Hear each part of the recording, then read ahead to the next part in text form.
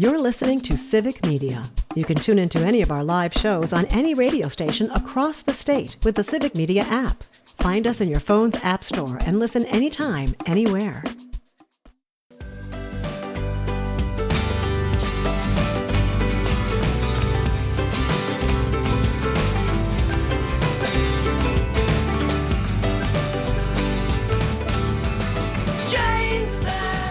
Good morning. Welcome back to Matinaire on Air. My name is Greg Bach, sitting in for Jane Matinaire, who is currently vacating, resting, relaxing. Deservedly, she misses you. She loves you, and she'll be back before you know it. I'm here today with my good buddy, my sweet Cal B. He's on the boards. How are you doing today, my friend? I'm doing okay, Greg. You know, the weekend kind of blanked and you missed it, Yeah. but I'm hanging in there. Absolutely. We were talking just before the show got started with Pat on Morning with Pat Kreitlow, and he said, "Did you have a relaxing weekend?" And I said, "No." It wasn't a bad weekend. And folks, let me know how your weekend went too. I'd love to hear from you. You can always get in touch. 855-752-4842, 855-75-CIVIC. You can leave a comment on the live stream too. We're currently on Facebook, YouTube, and the platform we still call Twitter. But yeah, it was a weekend, Calvin, that was just, I got home on Friday. I relaxed for a little bit. I got an invitation to go to dinner, and I said, no, thank you. I'm going to stay home with the dog. And then Saturday and Sunday were just very busy. They weren't bad. It was so celebrating my mother-in-law's 80th birthday, and she's, a lovely lady. I love her to death. Calvin, I struck gold, the lottery, 1,000 times over when it comes to my in-laws. Like, my family is great. I love my family, but you can't always guarantee that with the in-laws. And with my in-laws, they're all wonderful. So we were celebrating with them. And then before I knew it, Calvin, it was 7:30 on a Sunday night. I'm like, wait, what happened? Did you have something similar? Did you do a lot, or was it just the you just lost in the pages of a comic book? Well, so Friday night I got home from work and I was really sleepy. And I put on Superman with the intention of falling asleep during it. Okay. And I did. The plan achieved. I slept most of my Friday night away. Okay. Saturday, I played video games for more than 6 hours. Jeez. And then God. Sunday, I kind of just twiddled my thumbs and watched football. There you go. Well, we're going to talk. I'm glad you brought that up because at 9:35, Civic Media's very own sports reporter and just good guy in general, Jimmy Kuska, is going to be here to talk about the Packer game. He's going to be talking about Badgers. He'll be talking about local sports as well. And any other sports stuff and things he's working on as well. The man is constantly moving, constantly working, constantly around.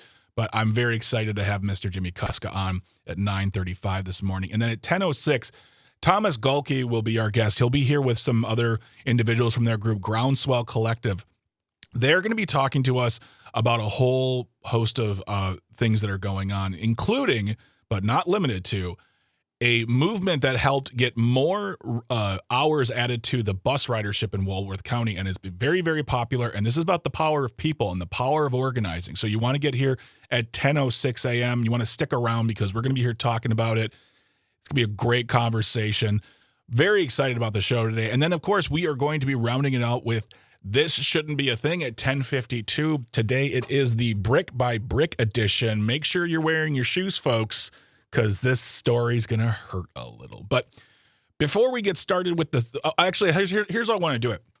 I want to talk about this story that was in the news. It just was released from the Journal Sentinel. Jesse Opoyne with a byline that says, entertaining his last year in office, Tony Evers names 3 areas lasting change can be achieved. And before I get into those things, I would like to know, in the last year, or maybe, before 2026 is over, I want to hear from you folks. What are the things in Wisconsin that you want to see achieved? Do you want to see, a stronger voice in Madison? Do you want to see monies be released? Do you want to see funding? Do you want to see something that's in your community specifically, or something statewide? It doesn't have to be one thing. It can be a couple of things, but let me know. 855-752-4842. 855-75-CIVIC is the number. You can call or you can text it. Leave a comment on the live stream. We're looking at it all the time. We want to hear from you, but I want to know from you folks, in Tony Evers last year, what would you love to see happen for Wisconsin that would change the community, change the way we do things? I think I already have an idea of a couple of things I'm going to hear about, but I want to hear from you specifically. So, and if you want, also call and text on the Civic Media app. It's free. That's how you get in touch with us as well. Get that Civic Media app on your device, and you can get in touch with us. But entering his last year in office, Tony Evers names 3 areas lasting change can be achieved. And the first one they talk about, he says, quote, can do better with corrections and youth facilities. And he's talking about, I think we can get something done. He had a plan to propose $500 million to finance a series of changes to the state correction systems that would close the maximum security prison in Green Bay by 2029 and spend $245 million to rebuild the living quarters of the state prison in Waupun. Both facilities, I didn't know this, were built in the 1800s. He says human beings shouldn't be in Green Bay or Waupun, and the facilities added that changes aren't made by the end of his term. It should be a priority for the next governor. So he apparently, looking at this through the budget, he proposed in the budget that they made these changes to the facilities that would affect both the adult prisoners and young people who are in youth. And this seems like, something I do not, Kelvin, for my money, do not see this current Madison legislative branch doing, simply because we know how, the GOP controls Madison and the GOP loves prisons. They're building them at a Mach 1 speed right now around the country. So I do not see personally if the Republicans are going to get on board to make anything, quote, better for the correction centers as well as the youth facilities here in Wisconsin. Kelvin, you have any thoughts on this one? Well, I mean, the state of our prisons across the entire country is deplorable, to say the least. There's that prison in Wisconsin that is currently facing the issues with staffing, and I think they had an inmate pass away from lack of attention, and just the fact, we need to fund our prisons. We also need to do a better job of not imprisoning so many people. We need to work on rehabilitation and whatnot. So you're right that I don't see this Robin Voss's legislature taking care of this. It said the Republican lawmakers have delayed funding various portions of the plan to replace the schools with regional facilities and have questioned. He proposed that it could not be met unless troubled schools, Lincoln Hills School for boys and Copper Lake School for girls, stop accepting teen offenders within 4 years. And there is balking from the Republicans that say that the plan to replace the schools with regional facilities, it doesn't make sense to them because they don't know how to manage the behavior of the teens who are incarcerated there. I think what you said is correct, Calvin, is that while these are fixes that could possibly be done in the coming year, we as a society have to look at how we do the prison system here in this country. And I feel there's a very large part of the voting population, or I would say Madison has a lot of people who vote who would say just throw them away. They committed a crime, Calvin. They have to be guilty of something. So just get rid of them. And we don't have to worry about them anymore because they're no good, which is not true at all. I mean, other countries show that, they rehabilitate, they make sure that recidivism is a factor of taking care of them, making sure they have the ability to get out of prison and not be, tarnished with an image of being in prison which does not make them look good to employers and just communities and whatnot. But that is a bigger fix. And I don't know if that is possible in 1 year's time. I mean, this is just for the prisons. We're not talking about redoing the entire way of how we imprison people in 1 year, but this is just a small piece of what he's talking about. And Gene is on the line from Eau Claire. Gene, how are you doing this morning? What would you like to see happen in the next year before Tony Evers leaves office? I would like to see all the GOP out of office for guardian of the predators and pedophiles. Gotcha. I am so sick of these people. These people the Department of War, the war on everybody in our country has got to stop. And we all have to come together and see what these people are for what they are, and they're not pretty. And we have to get them out of office before we can get things done right. But I praise Tony Evers for doing all he can. But God darn it, the criminals are running the country, and we really got to do something about it. Thank you. I just had to get that off my chest today because this is so alarming to me.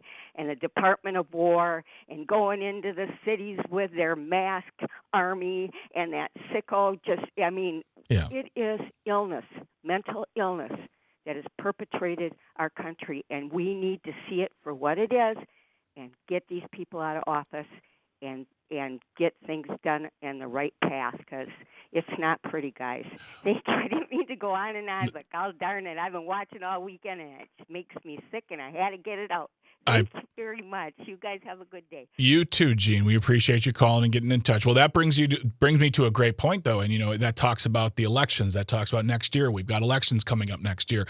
If you want to find out more information about your elections, about who represents you, about, when we do have the ballots available, go to myvote.wi.gov. Put in your information. It will give you everything from the president down to the dog catcher. If you still vote for them, it will let you know who represents you. You can then use that to contact them via mail or via the phone or email and let them know how you feel. If you're feeling as fired up as Jeannie and Eau Claire, let them know. And one of the things, too, with regard to voting that we want to talk about, too, that's on Tony Evers' list is the nonpartisan redistricting, which we know that there is a plan in Wisconsin moving forward. There are people coming together talking about a nonpartisan redistrict. That is hard to say, Calvin. Redistricting. So we don't face these problems with gerrymandering.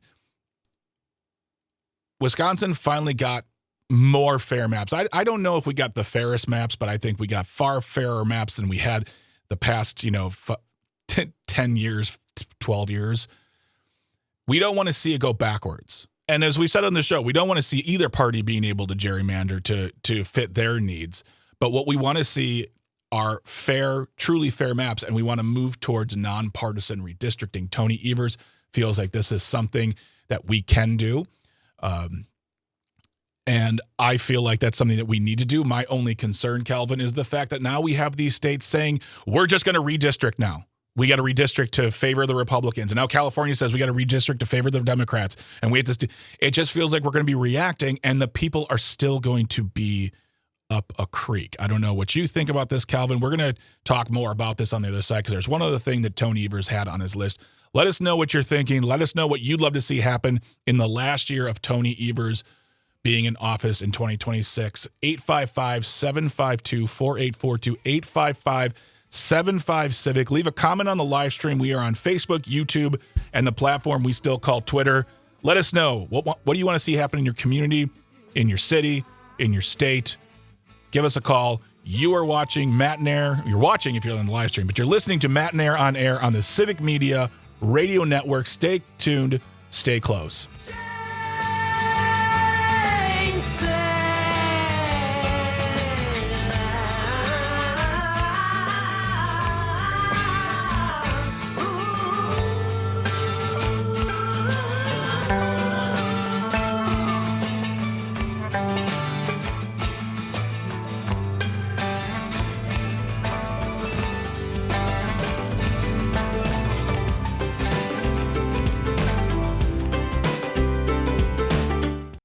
You're listening to Civic Media. Stay up to date on the latest news and information for your local community and Wisconsin by signing up for our free email newsletter. Visit civicmedia.us/email to get started.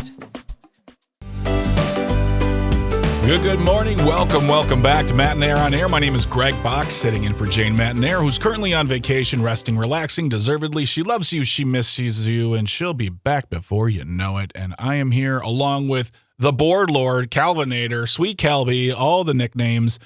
And we are here talking to you today on the Civic Media Radio Network. We're here with you until 11. At 9:35 has Jimmy Kuska stopping by with sports. Packers victory, everyone. Packers victory. A solid victory, too, Calvin, I would say. Not a blowout, but not by the skin of your teeth. It was solid, good scoring. Packer season is starting. We'll be talking more about that with Jimmy Kuska coming up at 9:35 after the news. And then at 10:06, we welcome Thomas Gulke and Groundswell Collective to just give us a great update, a great story on the power of people, the power of organizing, and why when we come together and speak together, we get things done. That's going to be at 10:06 after the top of the hour news as well. So don't go anywhere. We got a lot of great stuff. Of course, this shouldn't be a thing at 10:52, and it is the Brick by Brick edition, so you don't want to go anywhere as well. We were talking about the new article in the Milwaukee Journal-Sentinel by Jesse Aupoin entitled Entering His Last Year in Office, Tony Evers names 3 areas lasting change can be achieved. And I wanted to hear from you. Call or text 855-752-4842, 855-75-CIVIC. You can leave a comment on the live stream. We are currently on Facebook, YouTube, and the platform we still call Twitter. You can also get in touch with us via the Civic Media app. If you don't have that app, download it directly to your device. Text us, call us, leave us a voice note. Participate in text-to-win contests through there. It's a great app, absolutely free.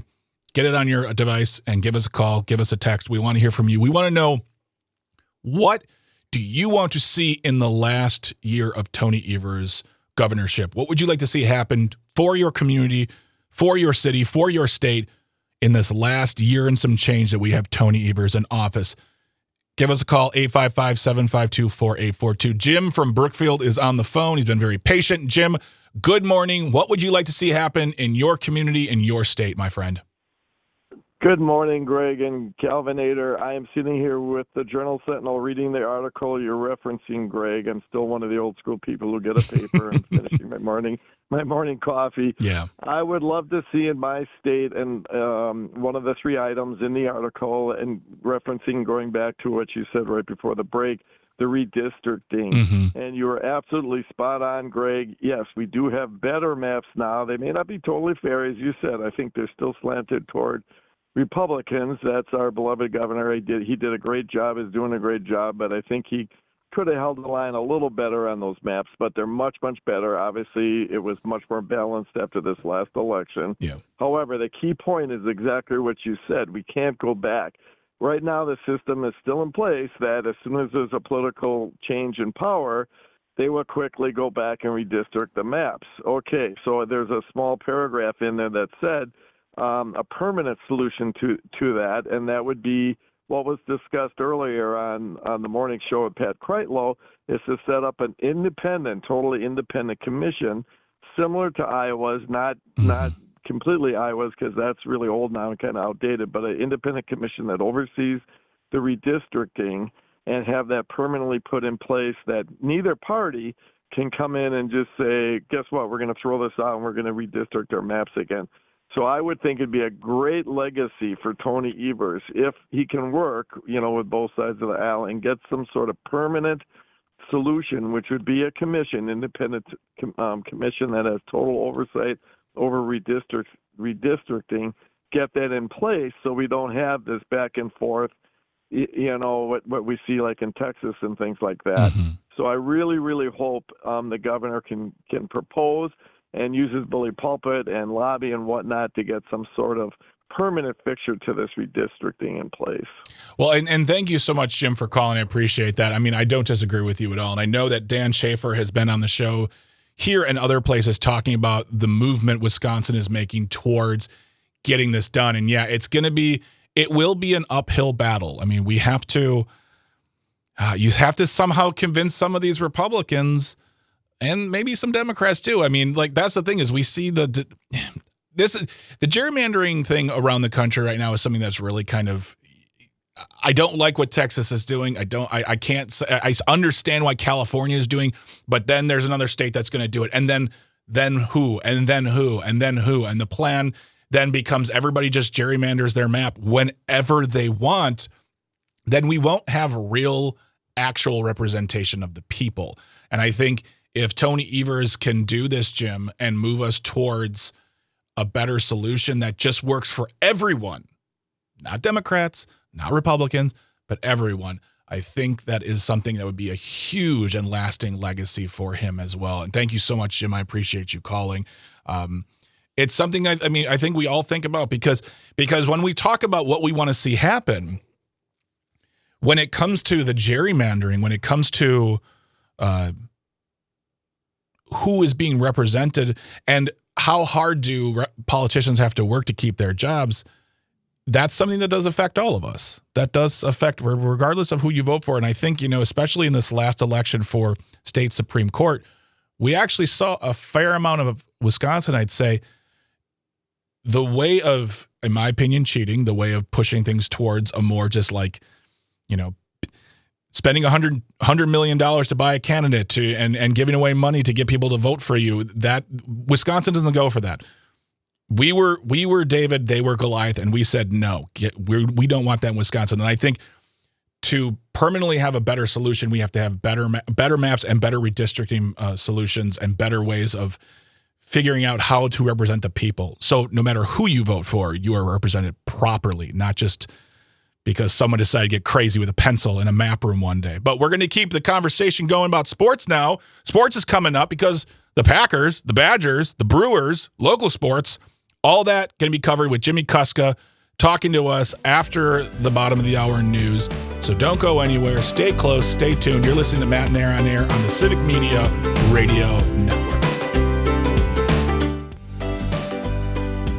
Good morning. Welcome back to Matt and Air on Air. My name is Greg Fox, sitting in for Jane Matt and Air, who will be back before you know it.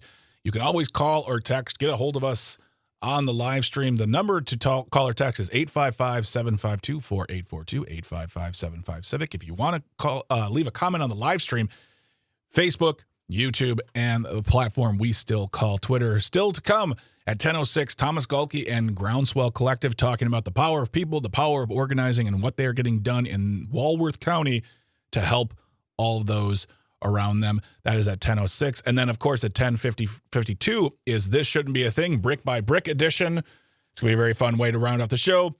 If you ever want to get in touch with us and send us an article on something that should not be, you can send it to Calvin, Jane, and me at Jane says at civicmedia.us, JANESAYS at civicmedia.us.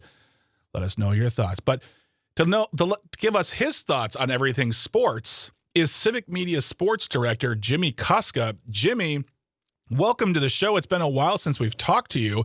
And by gum, lots of sports this weekend.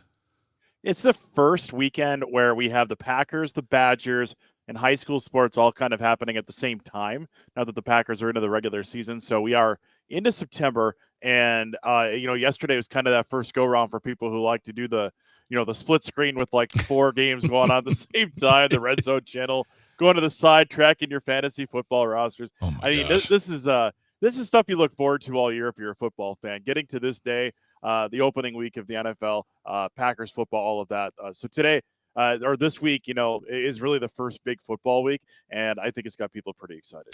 And the Brewers too are coming off, I think, their 6th or 7th sweep in the past few months. I mean, they're still the hottest team in baseball. They've lost a little momentum. They had some injuries, but we'll talk about that more in a minute. I want to get to the Packers, though. The Packers, as I was saying to Calvin earlier, it was a solid win. It wasn't a nail biter from what I see in the scoring. I wasn't able to watch because I was out doing stuff with family, but by the looks of the score, it was a solid victory. Not a nail biter, but also not a blowout of the Lions, which we didn't expect, because while the Lions are maybe having some problems here and there, they're still a very, very good team and look to be high up in the standings for going forward in the season. Yeah, they're the defending divisional champions. Yeah. And for the Packers, now they've matched their division win total from last year, and it's week 1. So this is a comfortable win. As how I described it, it was a comfortable win. Packers fans got to see a little bit of everything that maybe they had been checking their boxes in the offseason about what needed to be fixed or updated or upgraded. The secondary holding up decently, getting the interception. I think the big thing, though, for Packers fans was seeing what can Micah Parsons bring to the defense. And on the sack where he chased down the Lions quarterback, I saw a few posts likening it to one of those nature specials where the cheetah's chasing the antelope, and that the poor antelope is doomed, right? So that's how people were liking it. And I thought that was a great way to look at it, because he had impacts beyond that play, and it brings a whole different dynamic to this Packers defense. So you get to see the offense click right from the opening drive with the touchdown. You get to see Parsons and the defense hold up pretty good, and special teams were great too. Perfect on field goals, PATs, and as a special teams coach in high school football, I always appreciate a 55-yard punting average. So it was, I think, like I said, a comfortable win for the Packers in Week 1. And now Packers fans, or if you're a Lions fan, I guess too, the Bears and Vikings play tonight on Monday Night Football. So even more football for those of you so inclined. I guess the question I have is, I mean, you don't have to, but you're watching a Bears Vikings game. Like, who do you want to win? Do you want? I mean, you can't say neither. Someone's gonna win. Do you say it's the Bears? Do you say the Vikings? Who do you quote root for in a game like this? Well, Asteroid is number one. On Asteroid, Asteroid is number one, but you've got to pick one. I think that for Packers fans or Lions fans, you generally perceive the Bears to be the lesser threat, and that the Vikings would be the team that makes their way up the standings. The Vikings have a lot of offensive pieces, and they've got one of the best players in all of the NFL in Justin Jefferson. So I think if you're a fan, you're rooting for the Bears to take one from the Vikings to muddy up those standings a bit going in the rest of the way. But in the NFL, the margin between being good and not good, like there's a lot of parity. That margin is not that great as you would think. Between being 11-6 and 6-11, it's the difference of maybe a couple of players. So. Well, and that's something too. I want to, I think that with regard to the Bears, I don't know. I feel like every time every time the season's over and the Bears are done, a few months go by, wounds are licked, and then Bears fans come back with, "Oh, this is our year. We got the thing." I don't know what that thing is. A new quarterback, new head coach, a reprieve from the asteroid. But regardless, they always come back with, "It's our year." And I always, every year, think to myself, could it be their year? And then within 2 weeks, I'm like, oh, it's not. Well, I was just at my family reunion, and half of my mom's side of the family is from Chicago, so got to spend a lot of time amongst Bears fans who, we're all very happy to tell me the Bears are undefeated right now. So the optimism is high. The offseason has been won, and now we are on to real football. And I'm sure when I check in with them around Thanksgiving, we'll see if anything's changed. But right now, everybody's feeling good because we haven't played any actual real games yet. I do enjoy the optimism of Bears fans because it does. I feel like it mirrors the optimism of Brewers fans. You're like always want the best, but inside your stomach, you're like, I know this could go away at any second now. If you're just joining us, we are talking to Civic Media's sports director, our friend Jimmy Kuska, discussing the Packers' victory from this past week. And as you put it, a comfortable victory. I mean, as much as it can be, do you feel like it's a statement from the Packers on where they want to go? I mean, they want to win, of course, but I feel like everything you're describing was just all things were happening, all things were firing on the cylinders, and there was energy beforehand because, people still have a lot of love, no pun intended, a lot of love for Jordan Love. But with the Micah Parsons trade, I feel like it was the same energy that happened when Damian Lillard was announced for the Bucks. Like this whole, this boom in the Packers fandom. And people were like, oh gosh, it's on. What were you feeling when you found out about Micah Parsons? And do you feel like this is just going to click them even further into gear? The fact that the Packers get one of the best players in the NFL. And I know people look at the cost of a really good lineman and Kenny Clark and a couple of first-round picks, but you look at the history of finding these transformative defensive players in the NFL, there isn't a very long list of these guys, and the Packers just got one. So when I saw it, I had seen the rumors, heard the rumors. Mike Clemens and I were actually both on assignment that day, so neither one of us actually got to cover the breaking news. That honor went to Luke Mathers here at Civic Media. He got to do the breaking sports update that day. But when I found out, I really think I think a lot of us had the same thought. The Packers make that deal 100 times out of 100 to bring Parsons in. And again, you saw the impacts right away, just the ability to create pressure, collapse the pocket, get after the quarterback. In limited run with his back injury, he was able to still do some great things already in week one. And I think for the Packers, I personally have always said this about football season. You don't put a lot of stock into week one. You've had a whole offseason to prepare, and a lot of week one is just laying it out and seeing what happens. And then you adjust and go from there. The biggest gains for especially for like high school and college programs happens week 1 to week 2. In the NFL, those gains tend to happen over a longer period of time, usually the first 3 or 4 weeks. So the good news is that the Packers won their first game, which is generally a coin flip when you look at the history of great teams going deep in the playoffs. But for Green Bay, I think what you definitely enjoyed in this is that if there is a glaring weakness on the team, it wasn't exposed to the point that the Packers lost a football game. They in fact showed that they had taken care of a lot of the offseason issues, and again, looked pretty comfortable in beating the Detroit Lions on Sunday. You hear that, folks? Our sports director says don't let week 1 sully your good time in case there's a loss.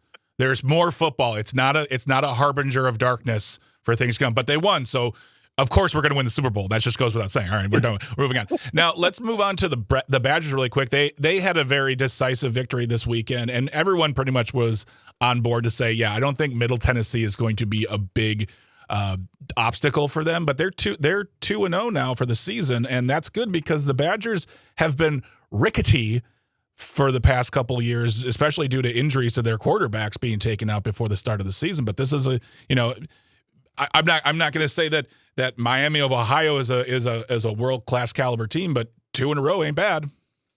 Well, here's the reality check for Badgers fans. First of all, if you're on social media at 4:00 in the afternoon on Saturday, I think you were among the many who were panicking when the Badgers were leading 14-10 on directional Tennessee State. So people were very, very concerned. It's probably the mildest term I can use for it on Saturday. People are frustrated with the Badgers program because they went outside the box in hiring Luke Fickell, thinking this would elevate the program to national relevance. And instead, what happens is they missed their first bowl game since I was in high school. And on top of that, going into this year, the expectations aren't very high because, yeah, the Badgers have 2 wins, the 2 wins that people expected them to have.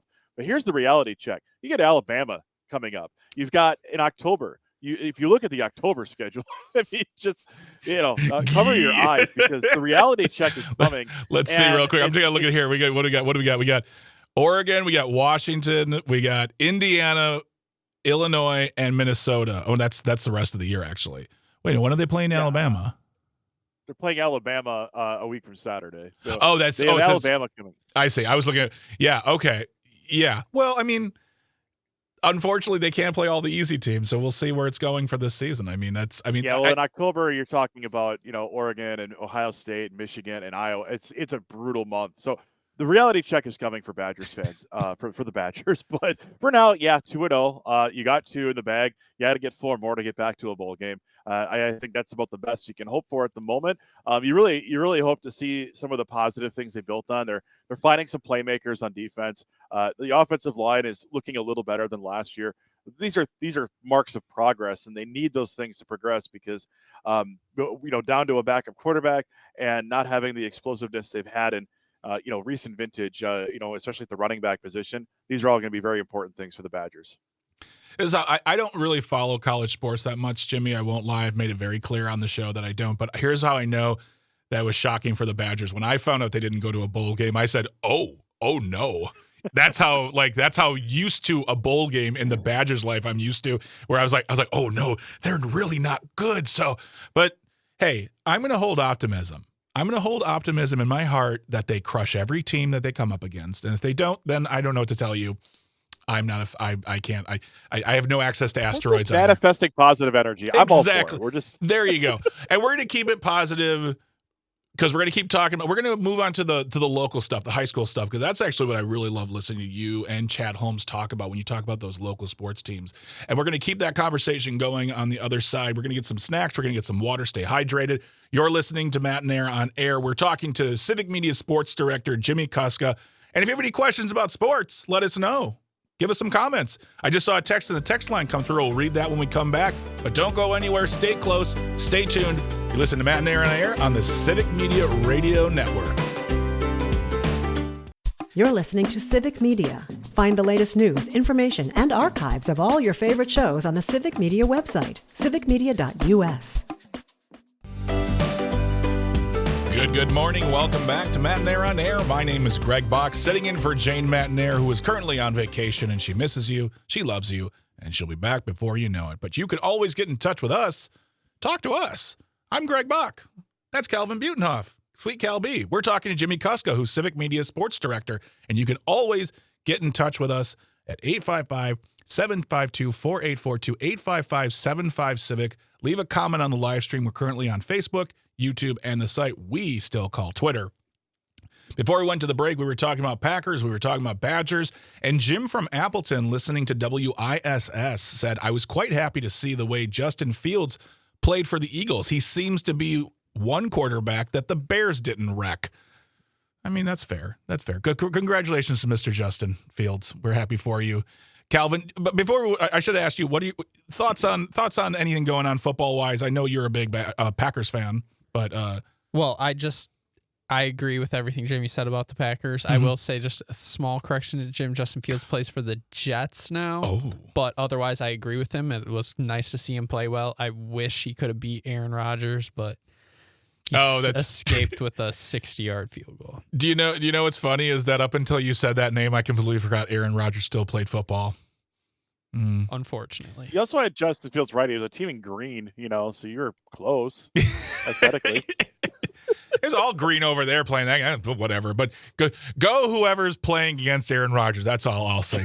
Go that. It could be a team made up of my high school bullies. I'd be like, you know what? Tony can run. Go for it. I believe in you. I believe in your efforts. We're talking to Jimmy Kuska about all things sports, and we were talking about the Packers as well as the Badgers. But now I want to switch focus to local high school. That's something you really, you are very, very impassioned about, and you talk about a lot on Pat's show. And what's going on with local football? Who are we looking out for? Tell me how my CMH Crusaders are going to do this year, because that's my alma mater. Go CMH 96. You are raw CMH. So we just wrapped up our first week of conference play. We are 1/3 of the way through the regular season in high school football. So high school football in Wisconsin is 9 games in the regular season and then a 5-week playoff. So we are just into conference play now. And then the first week of conference always has a number of interesting matchups, because the first 2 games, the non-conference games, are typically rivalry type games where the teams might have been moved out of conferences together in realignment, or in some cases just teams looking to pick up a game because of some cancellations, especially at the small school level. We've already had over a half dozen teams in Wisconsin fold because of low enrollment or numbers in the program, just not be able to field football teams. And this has been a little more common since COVID, where this has become more of a normal occurrence. It used to be pretty rare before that. It really wasn't. It had maybe a couple of teams a year, but now this year, several small school teams have called it a year. So there's been some interesting matchups that have happened along the way. I'm a coach in a small school in southwestern Wisconsin, so we were treated to some pretty amazing matchups down in my part of the state.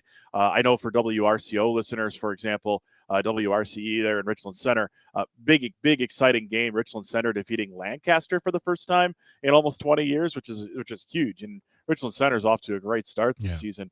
But you look, elsewhere in the state, and there's some great things that are happening pretty much across the board. You've got your traditional powers, you got your Wanakees and Arrowheads of the world that are still rolling, right? But boy, you look at some of the small schools, you see Edgar's still dominating. Baldwin Woodville off to an amazing start this year again, for our friends listening on WSCO and or WSCM, in Western Wisconsin. There's some really, really good football being played. I think 3 weeks into the season, you start to see who really emerges as your top contenders, because they've already faced now a conference opponent, a couple of non-cons, and you start to really see some of those better schools emerge, especially with the large schools, because the large schools, for whatever it's worth in Division I, they all kind of just, it's kind of a round robin, and then you go to the playoffs and you do it all over again.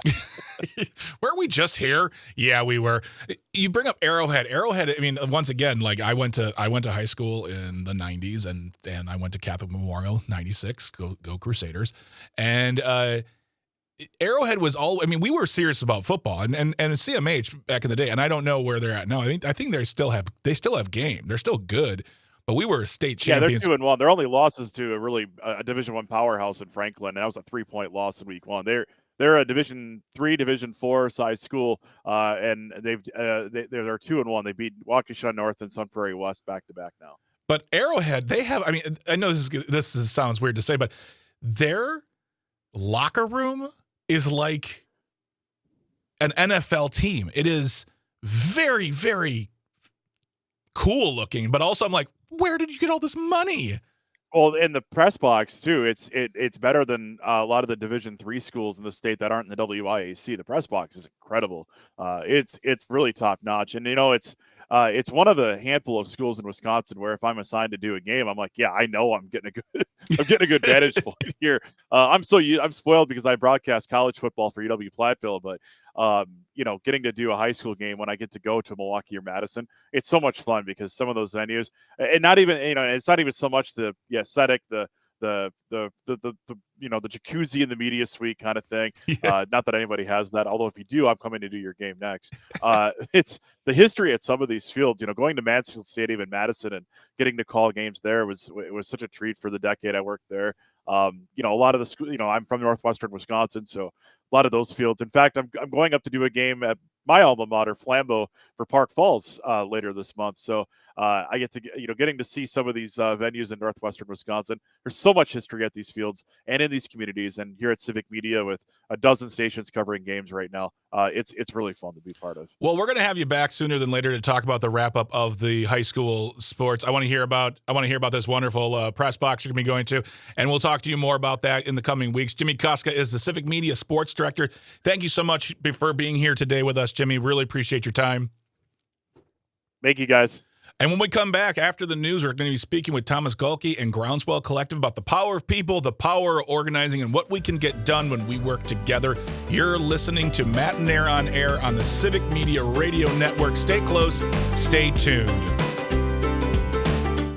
The national news cycle never stops, but it can be hard to find news about your local community. Civic Media is dedicated to providing quality local and state news coverage across Wisconsin. With the Civic Media app, you can get notifications about local stories that matter to you and your community. Find the free Civic Media app in your phone's app store and choose notifications from the menu to tell us what kind of news you want to hear about.